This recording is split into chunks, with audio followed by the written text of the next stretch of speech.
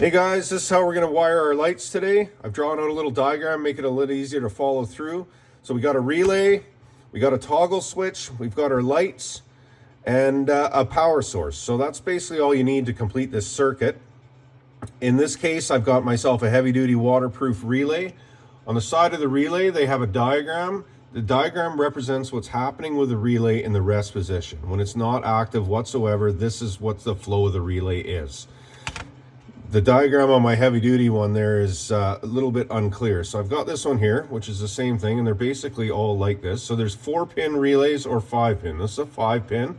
We're actually only going to utilize the 4 pins, which is fine.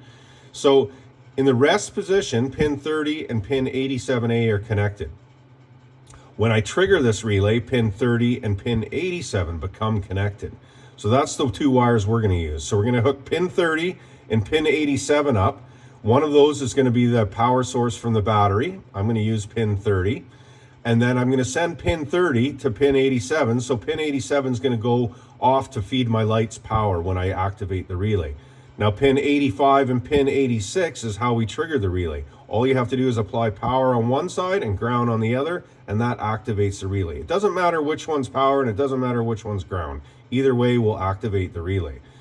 So in this case, on the diagram, we've got our main power source here, which is going to be this wire here. I've wired in an inline fuse close to the power source. I've got a 20 amp fuse. It's going to come down and it's going to connect to pin 30 of my relay. So if you look at the bottom, the pins are labeled on the relay. And if you have a harness like this, they only connect one way to the bottom of the relay. So you can look at it and you can figure out what color wire you need based on how it plugs in. When the relay's triggered, it's going to come out pin 87 and it's going to feed power to my lights. My lights are now grounded to the body or to the frame, to a good ground source. So when I trigger this relay, these lights will come on. Now, to activate the relay, I want to have switched power. The reason I want to have switched power is that if I forget and leave the lights on, it's not going to kill the battery when I take the key out. So I found a switched power source. Depending on what you're working on, you might find these in various locations. Sometimes a good place to get them is on the older vehicles is you can find switch power on the wiper motor. You can find switch power on the ignition switch.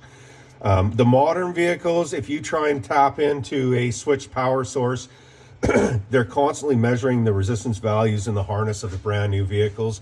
And if you tap into it, it might think there's a fault with the system. So you might have to read your owner's manual and find where you can tap in. Even if you're not sure and you have a trailer wiring source, that might be a good place to find switch power back on your trailer plug.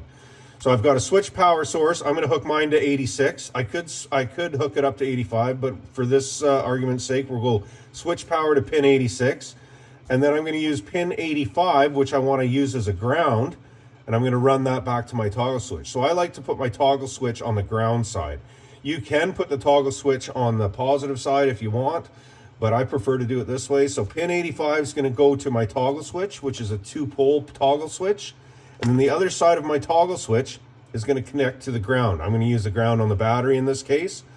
So when I apply ground through the toggle switch, it's going to apply ground to this side of the relay. This has already got my switch power from the key.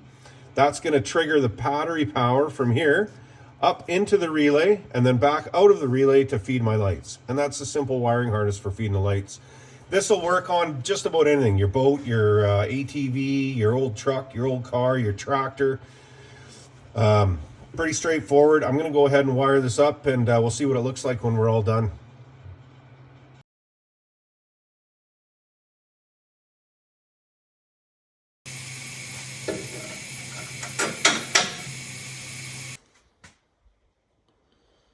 All right, here it is. Mounted the toggle switch on the dash, ran it back here where we have the weatherproof relay all hooked up, fed the wires up to the lights, up over the roll bar.